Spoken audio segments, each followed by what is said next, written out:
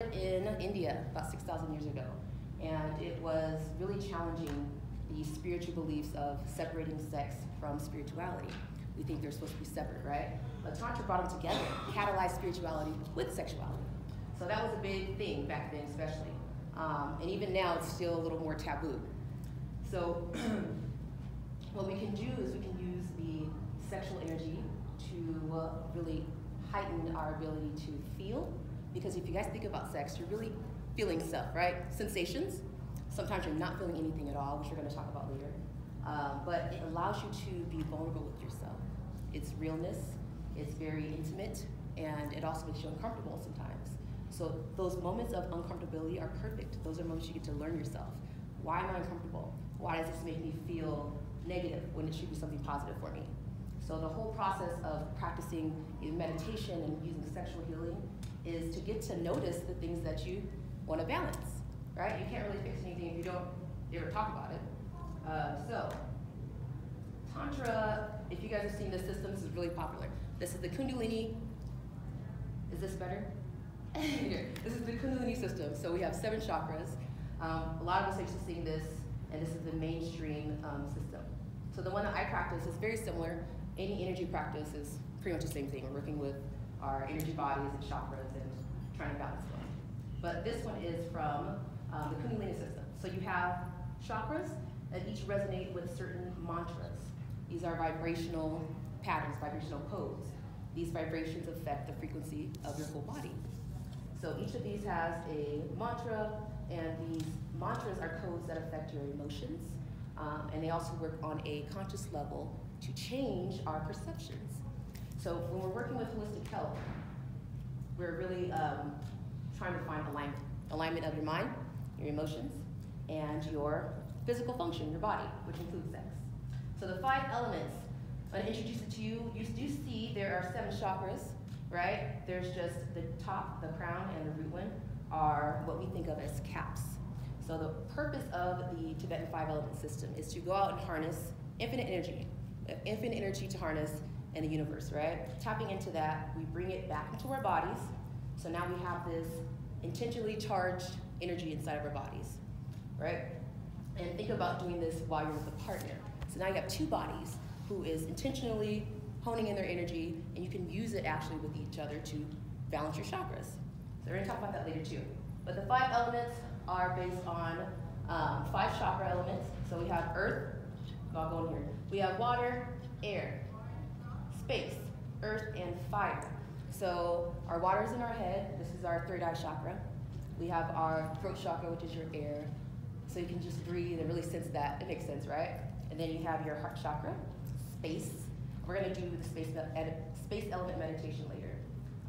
And you have 5 senses, right? You have your sight. Sight is fire. Your earth is going to be your taste. Your space is going to be your sense of touch. Actually, no, spaces. Yeah, right. Should I shut yourself? So your air is going to be your sense of smell, right? Think about things flowing through the air, fresh air. And then your water is going to be your sense of feeling.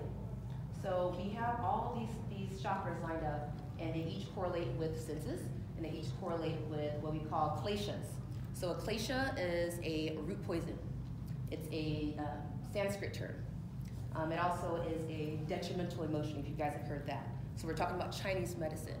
And what these are is negative emotions that are in our bodies, any body, and what they do is they make us sick. They're imbalances.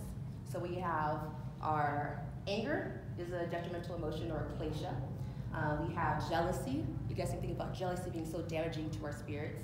We have ignorance. Ignorance is ego. It's the ignorance that we think we're separate. We think that we are not one, right? And then we have our pride. Pride is our sense of inequality, when we think that people are lower than other people, when we think that somebody's better because they do this. We're all equal. So when we work with earth element, it transforms that energy pattern in our bodies and our minds and changes it to something that's healthy, which is equality instead of pride. And then attachment's the big one. Attachment is our fire. So meaning attachment as in I'm attached to this being this way. If it doesn't look this way, I'm not happy. If I don't get this person or be treated this way, I'm not happy. So if you think about releasing attachment, it really makes your life so much more chill. Like when you can just like not care about things going exactly this way, because most of the time they're not gonna go exactly where you want. So the more that we can release those attachments to has to be this way, or I'm not happy until this, it can be a lot more blissful. So the opposite, the counter of working with fire to transform attachment, it transforms into bliss. So each of these elements has a program with it. They are targeted to those 5 specific kleshas or root poisons, and over time, they gradually are going to transform our vibration, which is going to change our mind, it's going to change our emotional connection to what we're feeling, and it's also going to change how we function. So the functions of working with the system. So what you can do is you can integrate your mind and your body, your spirit, with the elements. And we do that through practicing them, downloading them. When we download them, what it does is it starts with a mental practice. You guys, I'm gonna lead you through one later and you'll notice, okay, what's the next instruction? What's the next instruction? So at first, it's always a head practice because you have to remember how to do it.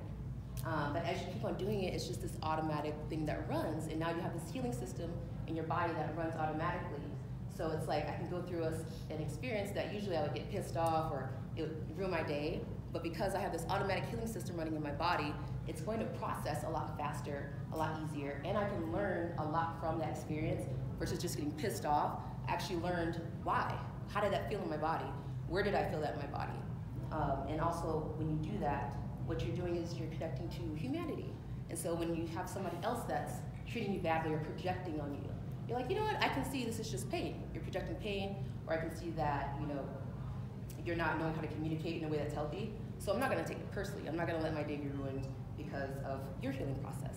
So it really is a way for you to empower yourself to not be affected by your environment, but to also affect your environment. And one of my favorite ways to do that is with the space element. So that's why I'm gonna teach you that one today. Because what it does for me is it creates this higher vibration.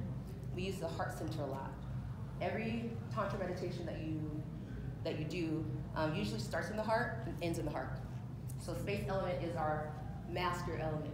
If you guys think about it, everything dwells in space, like we need space. So when we do our meditations, they're gonna start in your heart center. So as we do these things, you can actually change your DNA. I'll give you an example of how I did. I had asthma, like really bad asthma, like annoying asthma. 5 times a day inhaler. I could go to the gym, have to use it before, during, and after. And so I was doing Tantra for like a year, and I was like, I'm sick of this shit. I don't want to use my inhaler all the time. Like I know what to do about this. So I kind of made myself a little program and experimented. I felt into which element was in balance with my asthma. So I let myself have those kind of, not attacks, but I could feel when it's tightening up, like what's going on, and let my body talk to me. And so from that awareness, I was able to target the imbalance and actually use that elemental energy to change my body's patterns. So now, I haven't used my inhaler in 3 years, you guys, so that's a pretty big deal, right? So I think it's pretty much like gone. And it took me about almost 2 years to take the inhaler out of my purse because I didn't believe it, or I was like, you know, I didn't want to die. So I kept it in there, but now I know my body well enough, and I know that I'm not going to go into